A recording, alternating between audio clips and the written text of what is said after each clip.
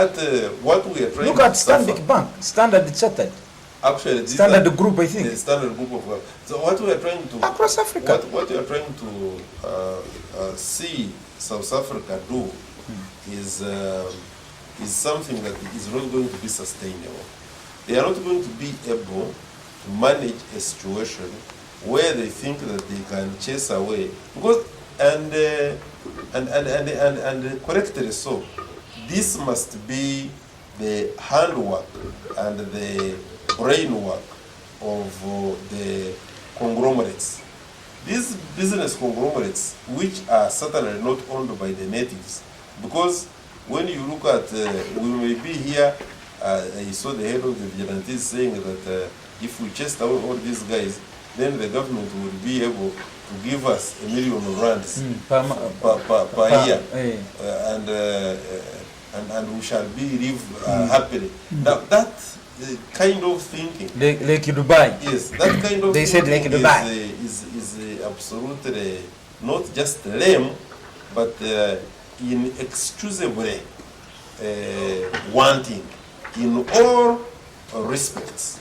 And I wonder as to why they don't listen to Julius Malema, Thabo Mbeki more, but they choose to listen to people who seem to be acquiescing in this kind of low caliber thinking. What is acquiescing now? Acquiescing, you are training to be a lawyer. Free your mind now. Be part of the People's Pan-African Parliament. The Pan-African Pyramid Debate with your speaker, Andrew Irumba Katusabe. The Pan-African Pyramid Weekly Roundup with your speaker, Andrew Irumba Katusabe, the Emperor of Pan-Africans in Uganda. Comrade! How do you like that? I say you, man. You are an emperor indeed. Hey, I'm an emperor. Yes, and your presence is being felt world over. But you are not alone. Of course. You are with one of the comrades. Of course. You can't fight a war alone. Absolutely. Now, Comrade Daniel Rugarama Karuchiko is with us here. Rugarama is an international civil rights lawyer, but also he's the chairman of the Pan-African Movement Uganda chapter. Comrade, you're welcome.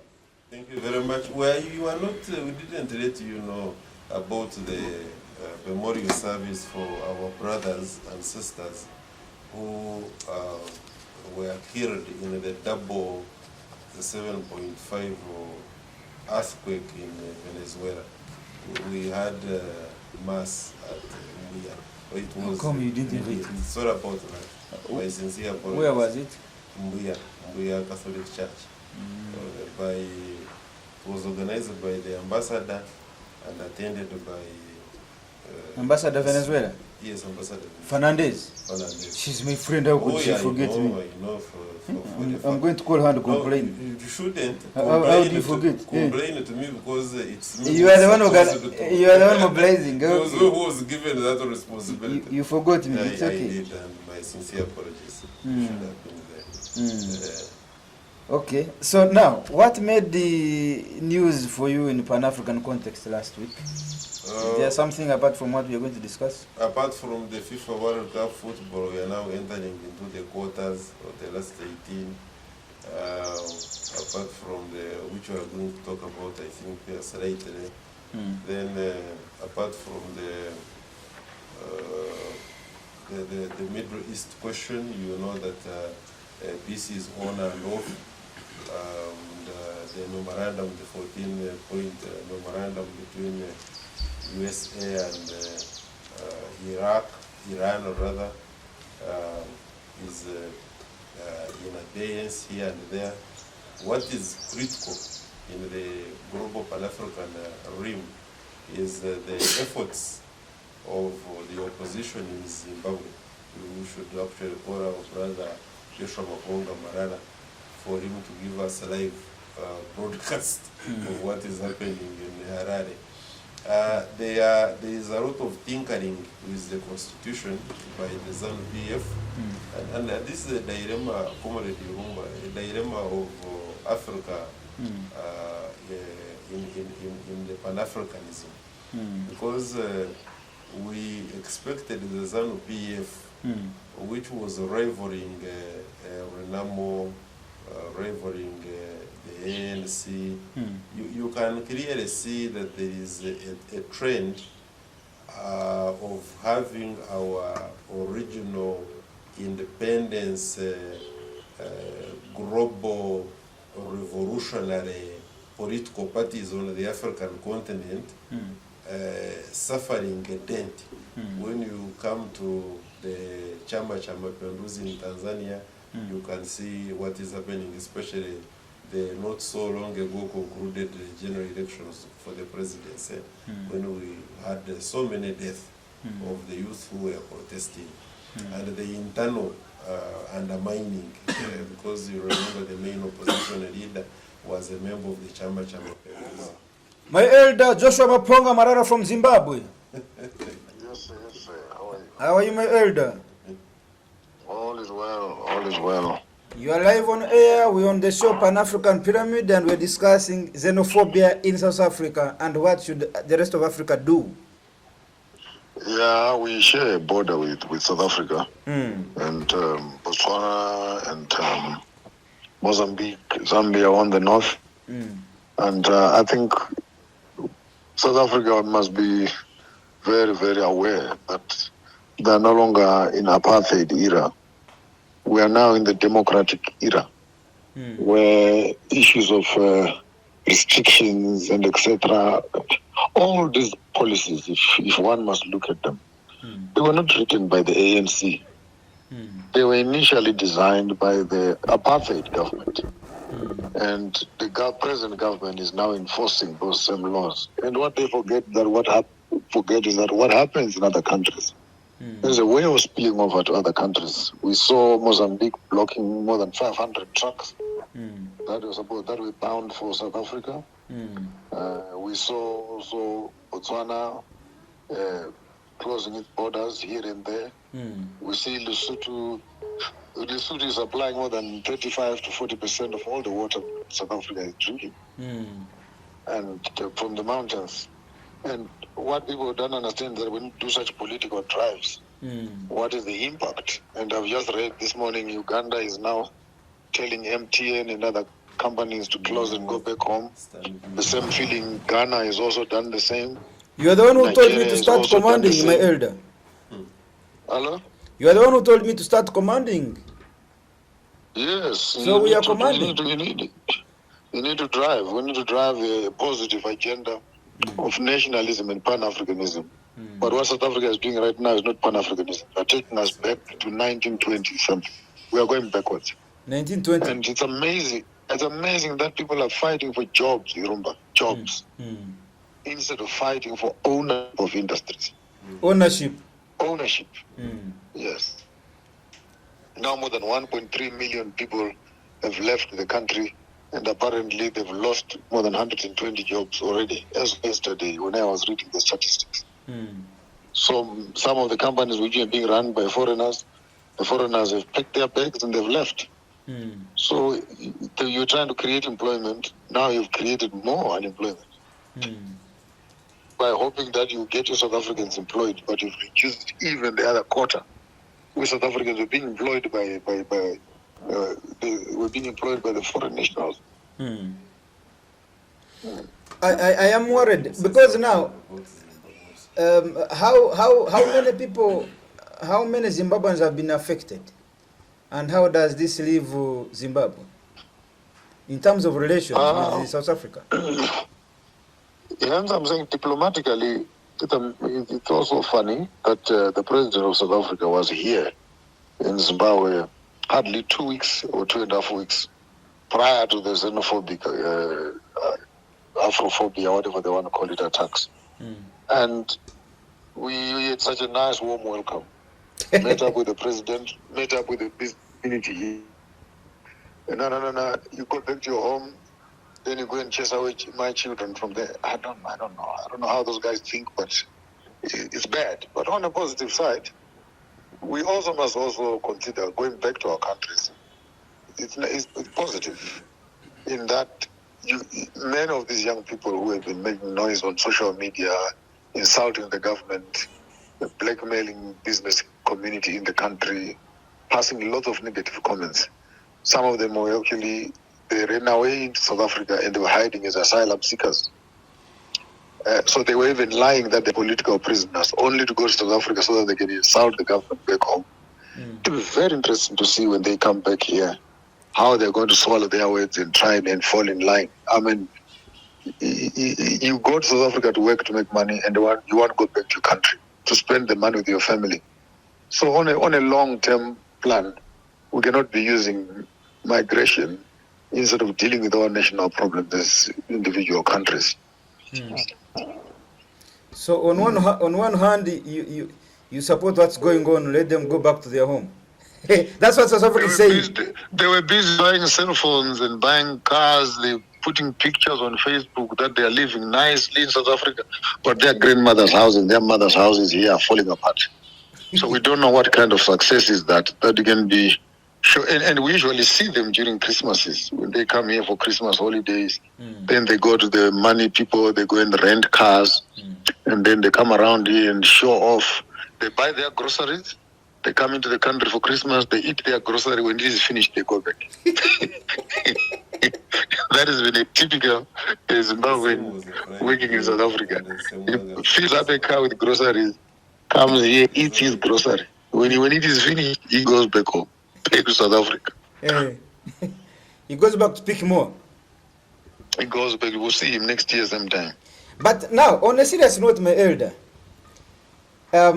Zimbabwe, with Robert Mugabe, solved the problem of land ownership. South Africa's 80% of land is in the hands of the white man. And now that man with the 80% of your land is the one with the economy, is the one with the factories, is the one with the industries, is the one who wants illegal immigrants to come and work for free or for cheap labor. And these same whites have found ways of manipulating the migration structure to ensure that they bring in illegal immigrants so that they can access cheap labor or free labor in their factories. So instead of dealing with the victim, the black man, why wouldn't they deal with the person who is manipulating the systems, the white man, to bring in illegal immigrants to work in their industries, my elder? History is very interesting. Because if you study history and find out the political profiles of Nelson Mandela, Kgalema Motlanthe, Jacob Zuma, and of late Cyril Ramaphosa, their political credentials are questionable in one way or the other. Our honorable president has been working with the Oppenheimers and the Rupert families for the longest of time, including his initiation of the trade unions, NUMSA and other mining structures. And ultimately, when you look at it, it has not changed. The system has not changed. He has now been set in there as a caretaker of the white monopoly capital. And it's difficult. It's difficult to tell a man who's being used as a doorkeeper to make sure that other blacks don't come in. So even if you look at the strike itself, it was targeting the foreigners, particularly the small business holders who were selling things in front of the shops, which are the OKs, the Foshinis, the Edgars, and Topics and other shops like that, which are being owned by Rupert. So when these streets are cleaned now, and all the Africans who were selling at the front shop, because you'll be selling jeans here for X amount, inside they're selling more expensive. Same thing with groceries, perfumes, shoes, sandals, school bags, and everything else. So I think they should have declared a loss on their organization and on their reflection now as to what can they do to recapitalize. The removal of illegal traders at the doors became very important. So you can only wonder today that because of the day, which shops are they going to enter and buy from? And if we can identify those shops, maybe those were the people that were interested in making sure that people are removed from the streets. which are the same white companies. And they have a point. If I'm supposed to balance that thought, they have a point. Because the guys on the streets, they don't pay tax. The guys who are running the shops, they pay the tax. So when they walk up to their government and say, we're no longer making money because people are sitting in front of our shops, the government cannot hold the hand of the businessman who wants to clean up the streets because the government has failed to do it through their home affairs. So there's a big conspiracy that actually the big business community sponsored and are still sponsoring the removal. It's not even about illegal immigrants. The removal of illegal traders in front of white businesses. So but then it spilled over into illegal immigrants. Now they don't even care. They say illegal and illegal. All of you go back. Illegal and legal, all of you go back.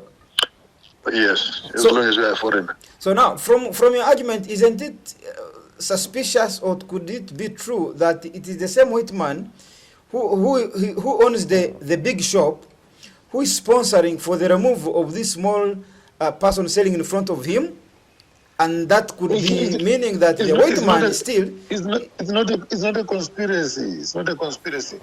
The two boys that they picked up from are not even working. They don't have a penny on their bank account. But they were spending more than 14,000 rand a day to hire taxis, mobilize people to come there. Who would give them that kind of money? The government did not give them that money. So there must be some businessmen in the background there who gave them money. But 14,000 a day, that's a lot of money.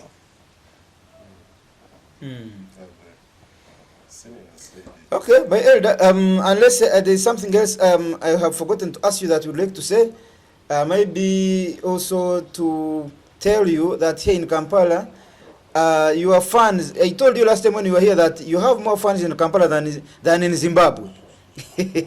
True that. So your people are waiting for you here on 29th August 2026 at the Speak Resort Munyonyo for the awards. Yes, I'm coming for the awards, but we also want to emphasize that let us not be distracted and be put off guard. Our agenda remains the same: one Africa, one country, one passport, a borderless Africa. We don't want. If South Africa wants to remain by themselves, they can remain, because Botswana and Zimbabwe, it's now free movement, and Botswana and Namibia, it's now free movement. In some of our borders, Zimbabwe and Mozambique, it is easy as that. Zimbabwe and Zambia, conversations are underway now with the president to begin to create. We will work with those that want to work. Burkina Faso has opened their borders to anybody. Ghana has done the same. Kenya, you get a visa at the door when you arrive. When other countries are relaxing, South Africa is tensing up. So, and I think they're missing the opportunity of becoming champions of transformation. And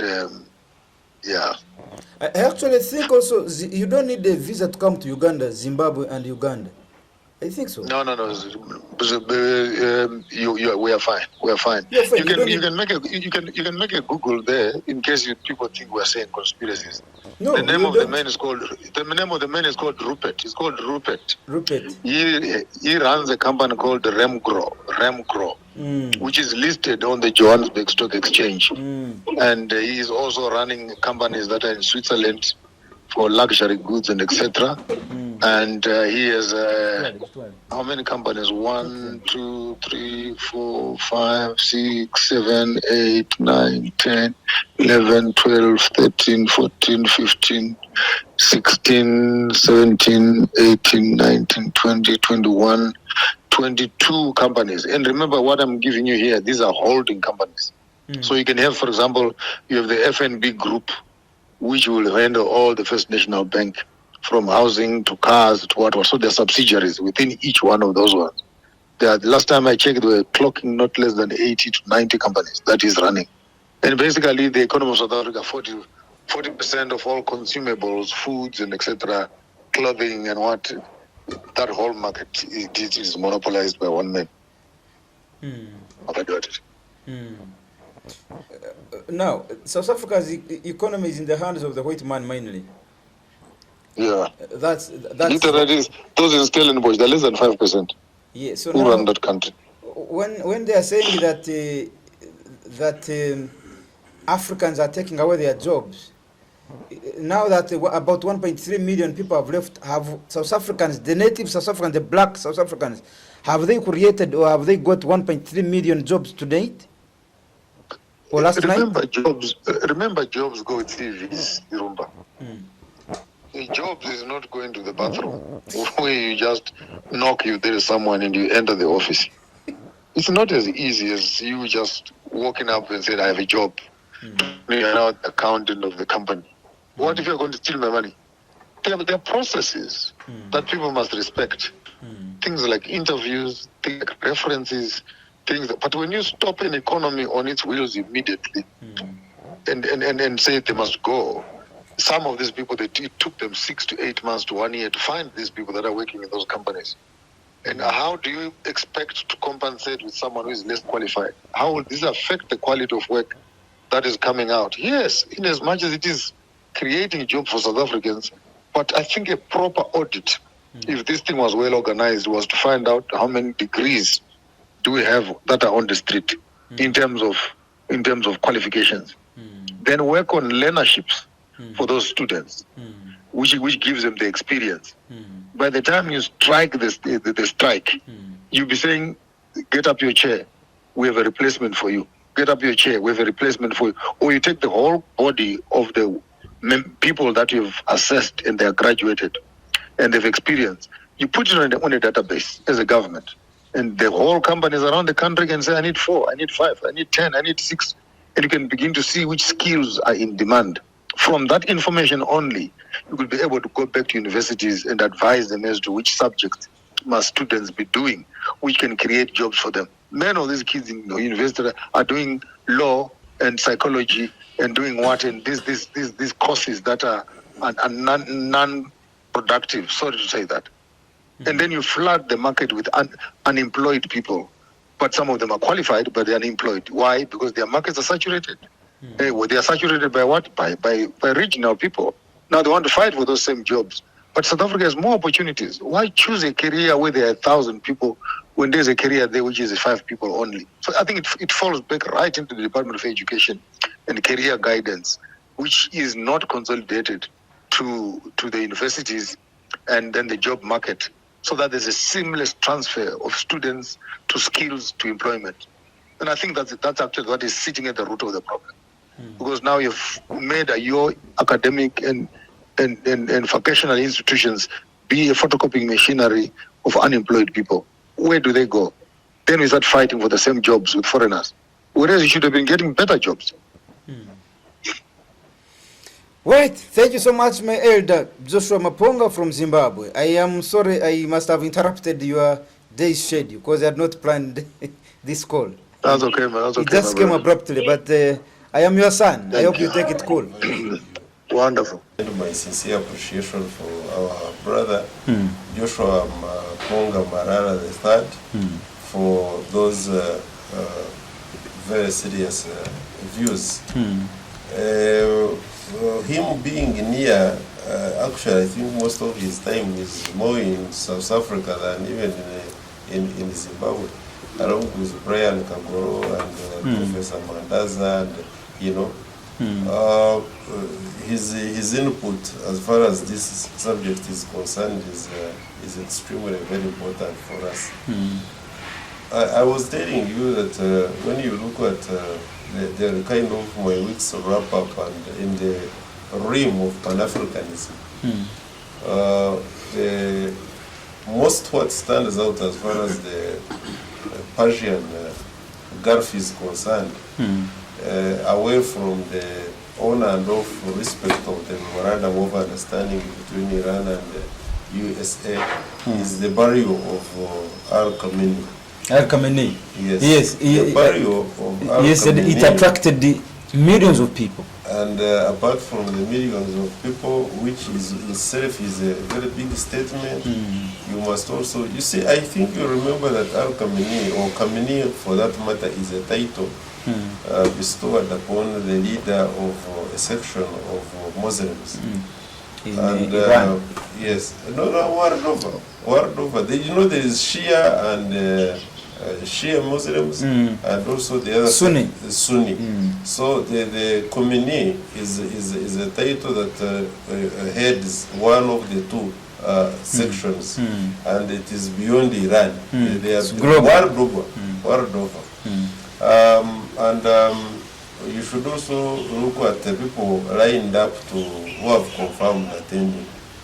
Their attendance includes including European countries, by the way. They very cream de la cream, if you like. Every human life is important, I know, every person is important, but we must accept that in society and in governance we have structures and there are people who are up there. When you look at the list of those that have confirmed attending in India, in China, in some countries in Europe, the barrio of Al-Khamenei, you appreciate the fact that the United States of America and Israel have actually lost. And this is what I was talking about. They have actually lost not just the battle, but they have also lost the war. Because if their intention was to isolate Iran, Iran has come at the fore and it is being appreciated, and that is seen in how they are attending the burial of such a huge figure, because he didn't die alone. He died with so many other high-ranking government officials and commanders. That aside, we have local things in Zimbabwe. The tinkering is the constitution by the crocodile to ensure that he entrenches himself in power. I was looking at, generally speaking, the rule of law and constitutionalism, not just on the African continent, is suffering, is being battered, is being raped left and right. And I think this is a setback. It's a setback for democracy, although democracy should not necessarily be looked at in the lenses of the Western capitals. I don't believe that is the kind of democracy that is sustainable. We had a whole debate here when you actually mentioned that I think we should just go back to monarchism. After all, what we are doing is you are better off knowing that me, I have no chance of ever becoming president. I can never become the head of I cannot become the umukam of Toro. You know, of course that was a jab at failing democracy, because we are Republican, and I think Joshua Maponga actually talked about it in a manner of speaking, that South Africa must remember that we are now not in the era of apartheid. We have since abandoned that, and now that we are republics and we have this nature of democracy, it is high time they realize that whoever is in charge of South Africa. You joked, I saw your article where you are saying this, the vigilante, the head of the vigilante, where you are saying that the president of South Africa is not head of the vigilante. You see, I hope people understood you. I did, of course. That was to mock the democracy within South Africa. So all that for me formed my week and much more. But permit me now go to the substance of what has brought us here. Me, certain things really stand out in as far as this Afrophobia is concerned. One is that we seem to have a South Africa that has got a generation of people who have selective memory. If it is not a question of selective memory, then they completely do not have any memory of their history at all. And I find that very strange, that we can have people in their late 50s, 60s, forget about these ones who are even in their 30s, who, by the way, cannot be excused because they are also supposed to be reading their history. Majority of these things we say here and which we know, we were not there when they were happening. But we have cared to study deeply what history was like before we even existed. Therefore, I cannot excuse a 20-something, 30-something, 40-something year-old in South Africa who is participating in such a bogus riot. The crime rate in South Africa is one of the highest globally, if not the highest. And when you check the jails of South Africa, the people you find there are actually indigenous South Africans. Therefore, they cannot use crime being high in South Africa as a consequence of undocumented immigrants. Simply, it cannot be. Two, the question of unemployment. You correctly stated here that 8% of the population, which is largely white, you know, I told you I have issues with this concept of white because I don't think their color is white, but we simply use it here for purposes of the debate. And they love it when they are called white. So to make them happy, you know, that feel good thing, white, in South Africa own 80%. They are about 8%. If we want, we can put it at 10, but they own 80% of the land. And yet land is a factor of production.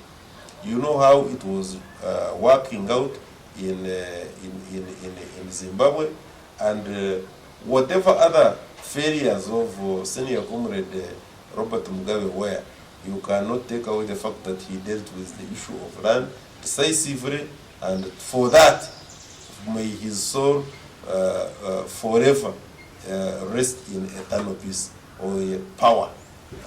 So the land question has not been solved in South Africa, and that coupled with unemployment, I don't think that what the South Africans are actually doing, these vigilantes, is the problem. They are not addressing the problem. There is a likelihood that they actually even don't know the problem. And that is a very big problem. South Africans? Yes, South Africans, these vigilantes actually don't know what the problem is.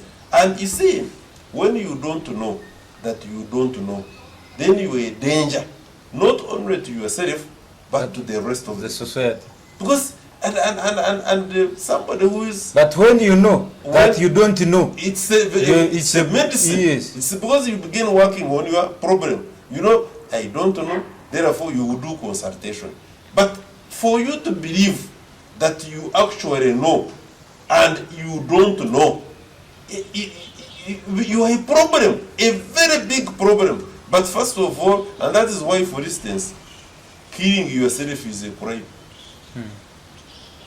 You have a right, by the way, anybody, like our senior brother, General Kahindo Kafide, usually says that there is no criminal offense in being stupid.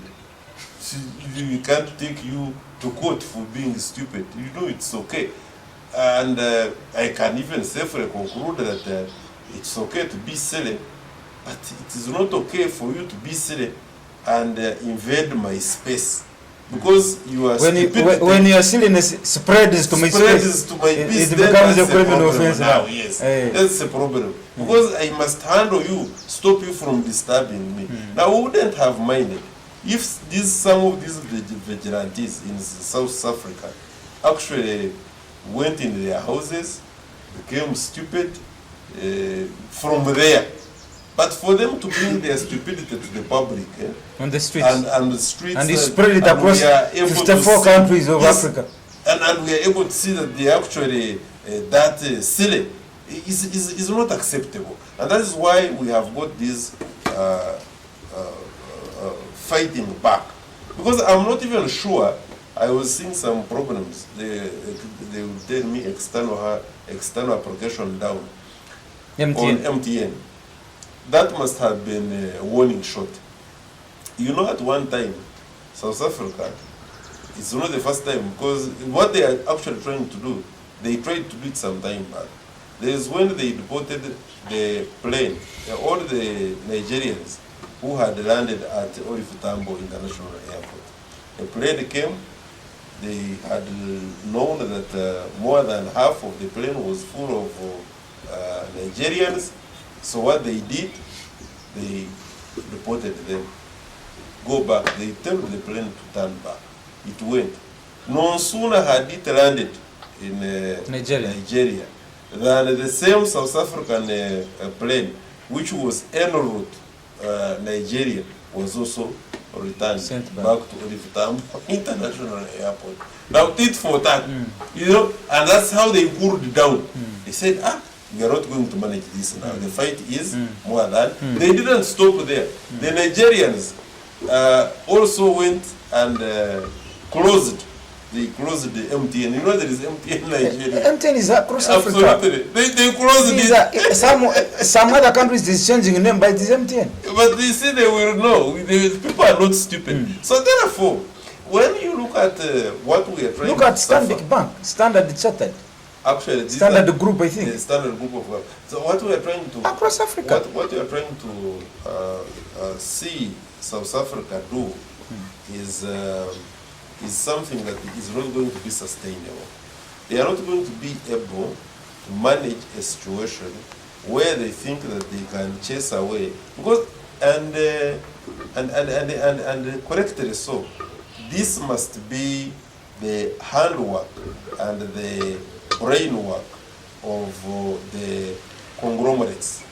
These business conglomerates, which are certainly not owned by the natives, because when you look at, we may be here, I saw the head of the vigilantes saying that if we chased away all these guys, then the government will be able to give us $1 million rands per year,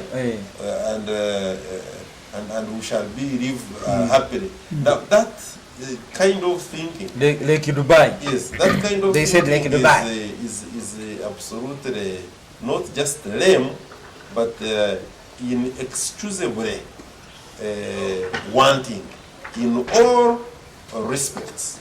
And I wonder as to why they don't listen to Julius Malema, Thabo Mbeki more, but they choose to listen to people who seem to be acquiescing in this kind of low caliber thinking. What is acquiescing now? Acquiescing, you are training to be a lawyer, so you are going to understand that acquiescing is used largely in the legal realm, whereby Because now there are some things you when you bring yourself to appear to agree in something that is being done, you may not necessarily go there full swing, but you are neither here nor there, and it can safely be concluded that you are part of what is being done, although you are not directly involved. So you are acquiescing in what is taking place. Yes, that's what it means. And you who is training to be a lawyer, you will be interacting with this one quite a lot of. acquiescing means accepting, Yeah, absolutely. agreeing to, Yes. or allowing something to happen Yes. without protest, objection, or You are resistance. just there. You're just there. Exactly. You're not sure. You're moving along. But we can safely But see we can that see, you are actually. so- That is what Cyril Ramaphosa and colleagues. Yes. Sometimes you're in a meeting, Yes. serious business discussions are happening, Yes. and you ask, have you understood? Yes, yes. And you see somebody nodding his head. He's pretending to be following. Then finally, the last meeting as you're exiting, he runs to somebody. What did they say here? But he was doing like this. He was not. So that's what you're saying. I saw this head of, I saw this guy, this head of Afrophobia, meeting Ramaphosa in a meeting in the State House, and they shook hands, they did all that.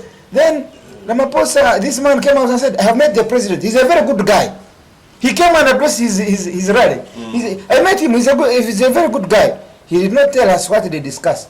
Same applies to Ramaphosa. Ramaphosa came out and said, I have met these guys and vigilantes, and they have absolute rights under our constitution to express themselves. He did not caution, he did not say anything. So, for us who see something, for us who see far, we say, Ramaphosa, you are only not telling us the truth, that actually you are behind this. That makes my second point. The second point here is that there is a contention. There is a school of thought that actually this is local politics. That locally speaking, Cyril Ramaphosa looked for you know, they are going into elections.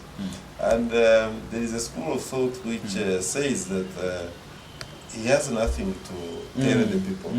And therefore, if he can tell the people that I managed to create jobs, and anytime you're going and to also deal with the illegal immigrants. because it's a question of jobs. The thinking is that when they chase away the so-called illegal immigrants, then they are going to get the jobs. It's going to be a score for the government.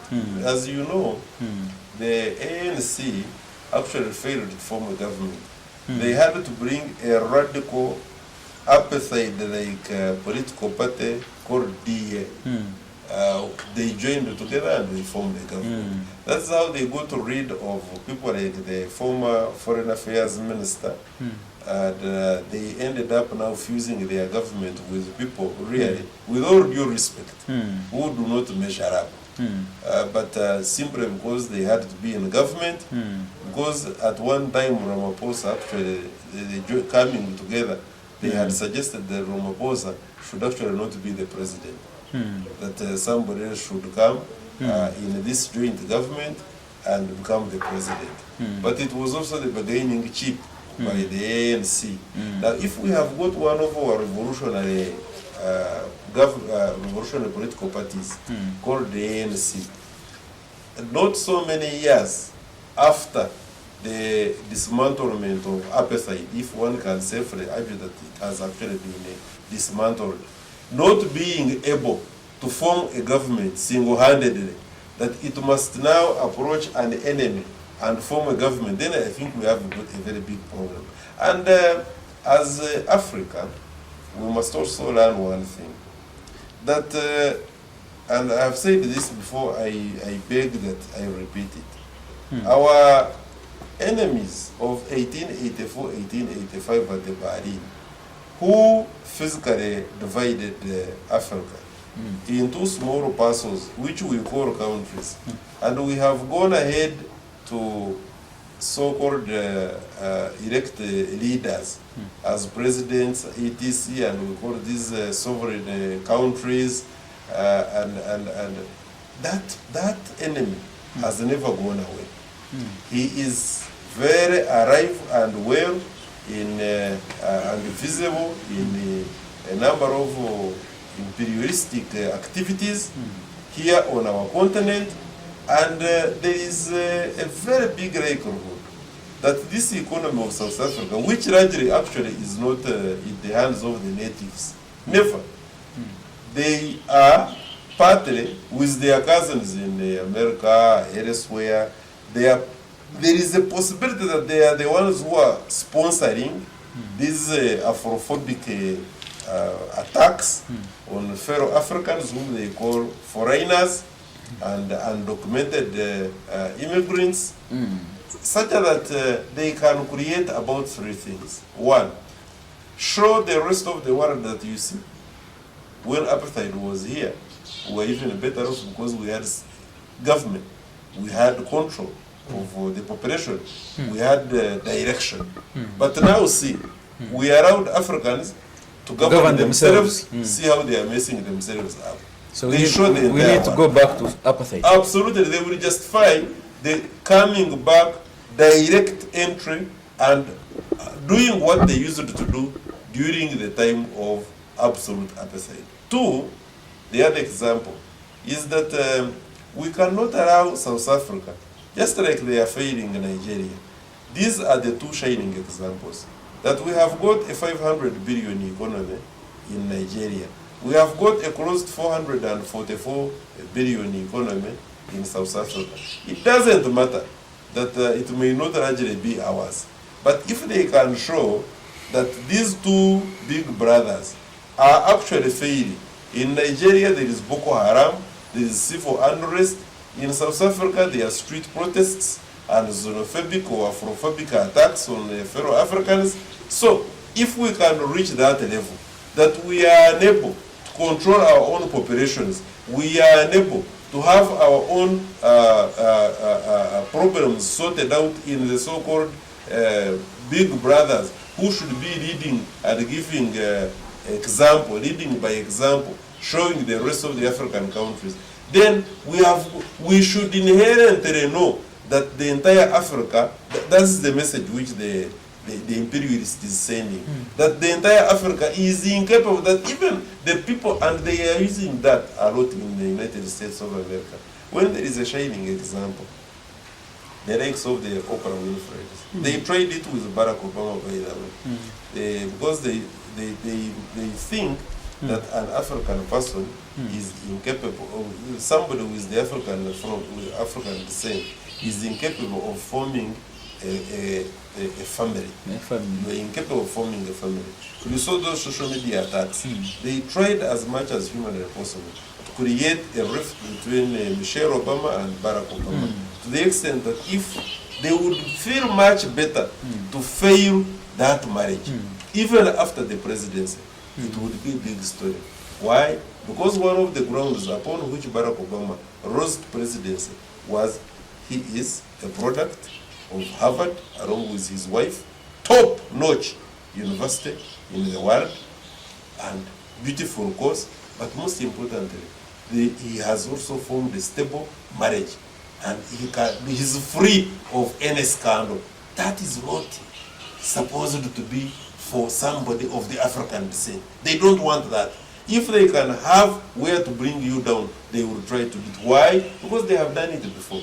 They did it with the other, you have seen it being done with boxers. They bring up of the Afro-Americans of the African descent, film stars. They will discredit you. So if they can bring the same in South Africa, if they bring the same in Nigeria, so be it. And thirdly and lastly on that is that they create an impression that you shouldn't be stable. When you remain stable as an economy, if South Africa remains stable as an economy, then they will begin thinking. They must create a situation whereby you're not permanently destabilized from thinking. You see, thinking is a very important aspect of life. And because we don't think, we have not changed our continent. I will substantiate my statement. Because people say, how come you are saying we don't think? How? No, I am not insulting anybody, because I would be insulting my very own if I did that. I'm saying that we have permanently been discouraged from concentrating on thinking. That's why our levels of science and innovation are low. That's why food nutrition is down. It's one of the reasons that's why food and nutrition was created as an independent department at African Union. That's why our education system is still shambolic, to the extent that even what you said was our second topic, the Ibrahim Traore said, let me have all the French out, let me have, of course he started by chasing away the currency, reshaping the education system. That is extremely critical, because that is part of the problem of the Africa as a continent, because we seem to be interfered with at social, economic, and political levels, so that we do not have time to think through, and time and again, what appears to be this trade. We don't do trade with the North. What the North is America, Europe, and what have you. No, we don't. They would want to keep to appear as if they are giving us aid, and that is why NGO mentality is very bad, because NGO mentality they want to give us, not because they love us, they want to give us so that we cannot work for ourselves. Very good. Comrade Daniel Garama, our second last topic is about Burkina Faso. Burkina Faso, the last time I was in Burkina Faso, actually I wanted to ask this to remind this issue with Bishop Maponga. We were called as witnesses from across Africa when Traore was opening doors for over 70,000 African diasporans. 70,000. Traore opened the doors for them. Come here. This is your home.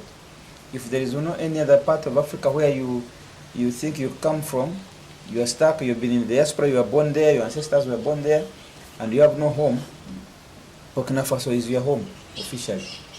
We received them, I was there, with Maponga here, we received them.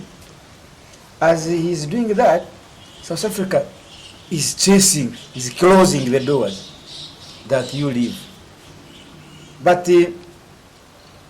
generally, as Pan-Africans, we've been now championing a United States of Africa, where it really comes from the words into action.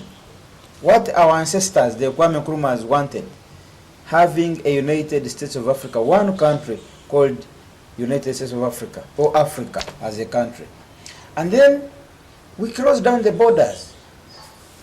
And then we have one passport.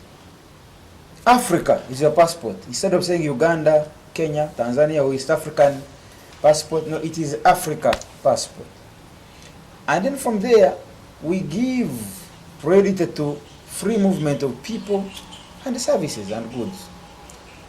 South Africa, being the second largest economy in Africa, would actually be the vanguard, would be the main engine of driving this into reality. South Africa is supposed to be the champion of this. It's the biggest economy, but also they know historically that what they have achieved fighting the apartheid era was a collective effort of Africa, not South Africa. And beyond, yes. And beyond. Africa and beyond. So that's why Maponga here, he's saying South Africa is taking us like back to Apartheid era. 1920. If you could give a comment on that, just then we move to Burkina Faso. This is a very Pan-African question that you have asked, and I wish to respond as follows. The unity of Africa is manifested in many things. That is why some of us who even see the problems of African Union still hold that this body is not entirely useless. And actually we should reshape it, reform it, if needs overhaul it, but also maintain it in a better form. In other words, have a vanguard through and within which the unity is going to be realized. The one passport, one government, one army, one currency, all these were mentioned by, among others, the high-level team of well over 30 independent states in 1963, led by Osejefo Kwame Nkrumah at Addis Ababa of Organization of African Union.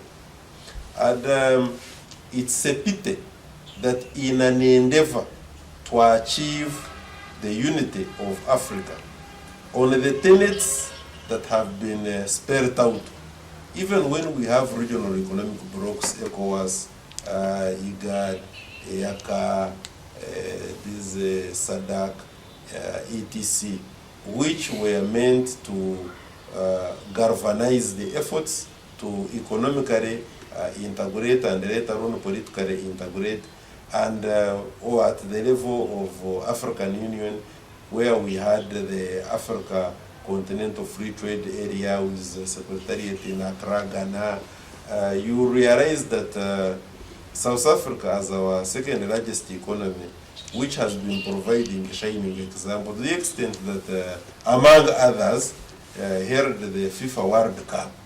You remember, and our senior uncle, now the transitioned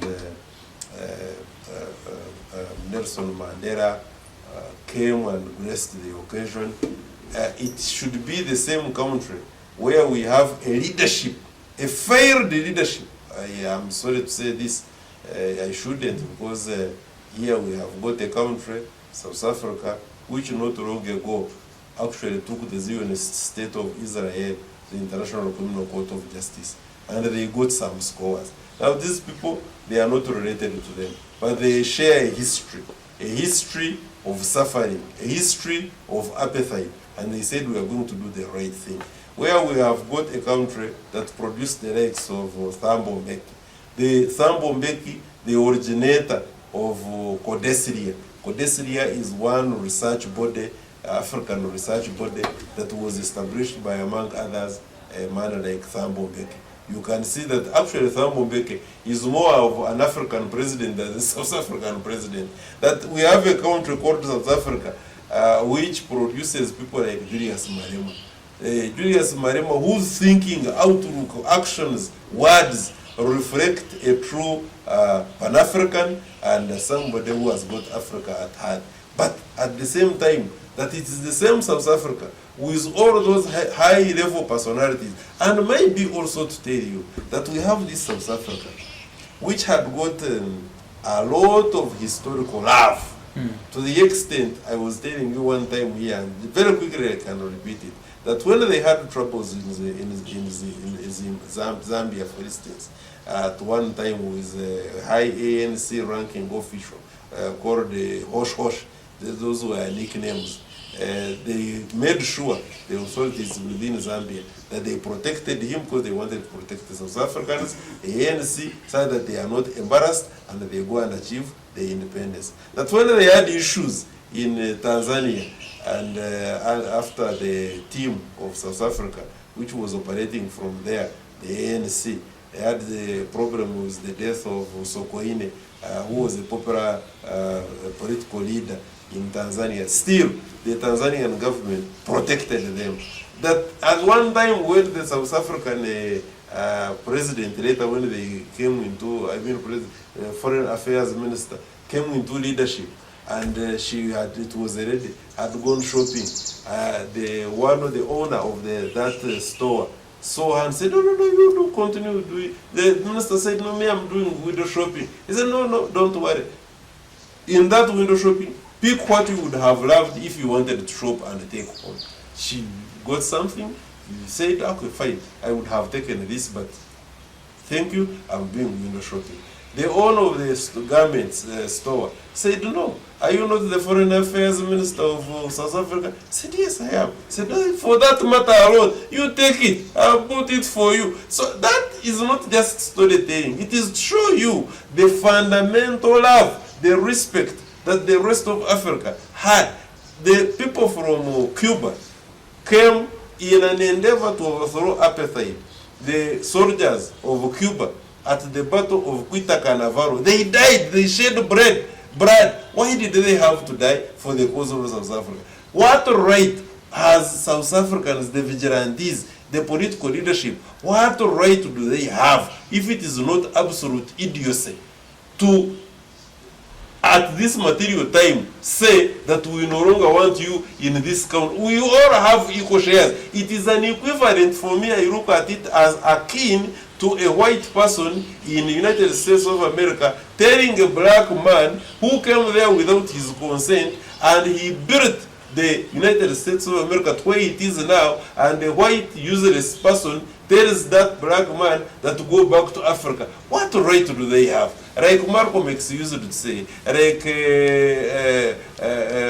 Minister Luis Farrakhan would correctly say, if the same black man told the white man, the great-grandson of the grandfather of Trump, that now you also find your home, where would they go? At least the Africans would come here. Okay. Burkina Faso cuts ties with France. 2,500 French citizens in Burkina Faso to roll off and prepare to leave. Traoré has told the French embassy to close. And he's doing this because he says all these people, plus the country called France, they are in Burkina Faso, not on a mission to develop Burkina Faso, but on a mission to plunder, to take them back to neo-colonialism. And if they fail, they would use all that it takes, including funding and supporting militia groups to overthrow Traoré's government. So you are in Burkina Faso. 2,500 of you French people in Burkina Faso. sitting in Burkina Faso, sleeping in Burkina Faso, eating Burkina Faso food. You have your embassy. All you are doing is not to help the country develop independently as their vision tells them, but rather how you can actually reverse the ideology to suit your interest as a neo-colonialist. So Traore has told them, please leave.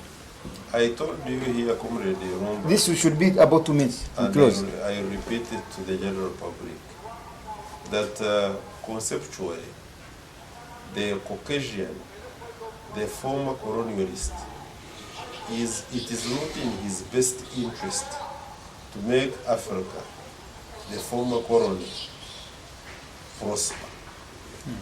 The establishment of the Bretton Woods institutions of the World Bank and the International Monetary Fund were to perpetuate and extend and entrench neo-colonialism, economically speaking. It is therefore very unfortunate if anybody, and you cannot deceive Ibrahim Traore of all the people, that you can have France, who many years ago entered into a treaty with the majority of the West African countries, including Burkina Faso, including all the former French countries, where the treaty was the continuation of colonialism. That's what it was, that your banking system is going to be controlled in Paris. Your army is going to be controlled by Paris. Your police system, etc., to a certain good percentage. That even the taxes, such a thing as the colonial tax, it was still being paid, if not even up to now, by a good number of the former French colonies. And I wouldn't even be saying former, because even up to now, that is a form of colonialism. When therefore you see... Even right now, Yes. this Gundi, even Uganda Yes, pays Gundi to belong to Choga, Commonwealth. absolutely. We pay subscription. And you ask yourself, And that is the what Queen is is so- political party anyway, to what manage is- us. What is Commonwealth? What is Commonwealth as far as Uganda is concerned? What is so common?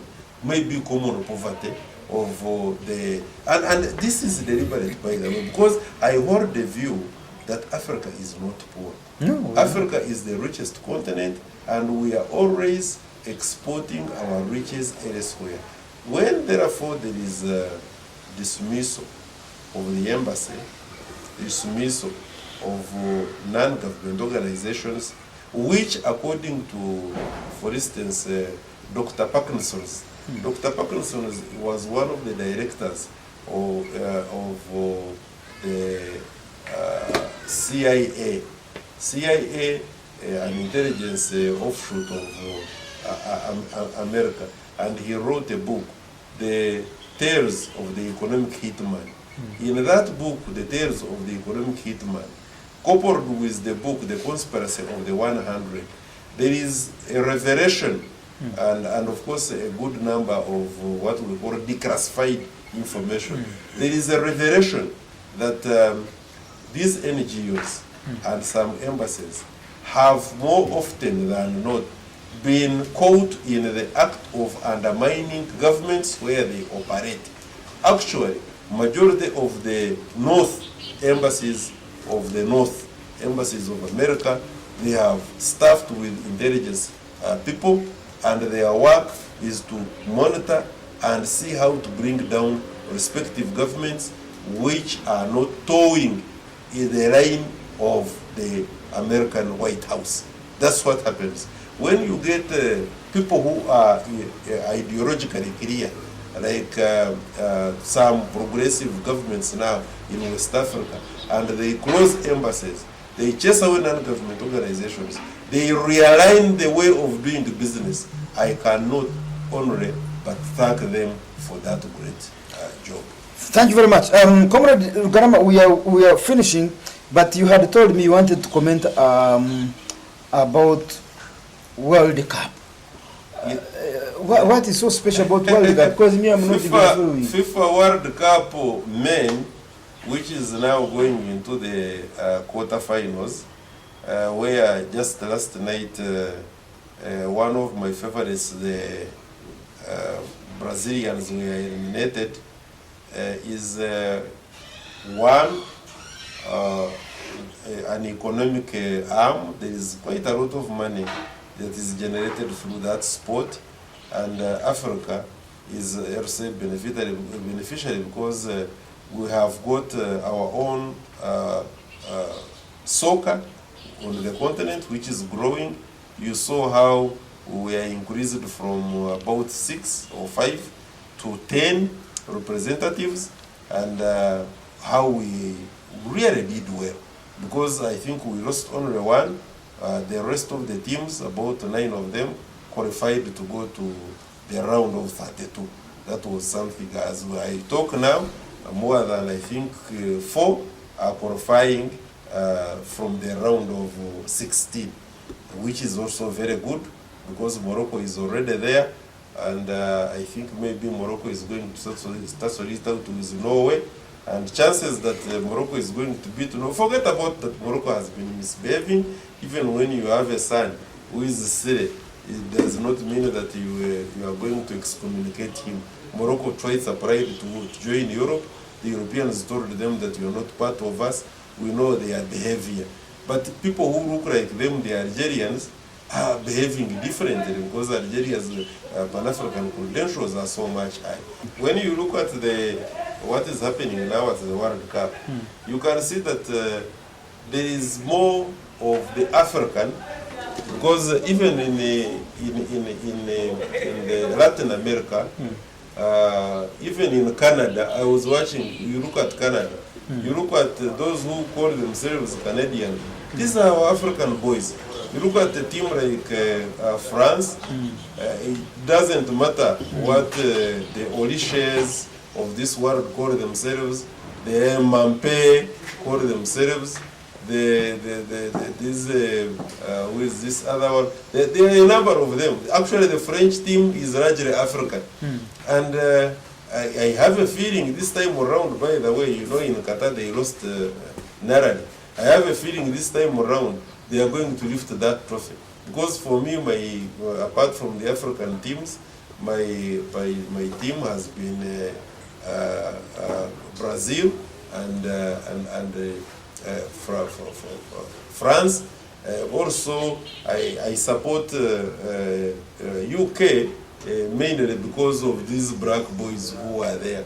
I'm sorry to appear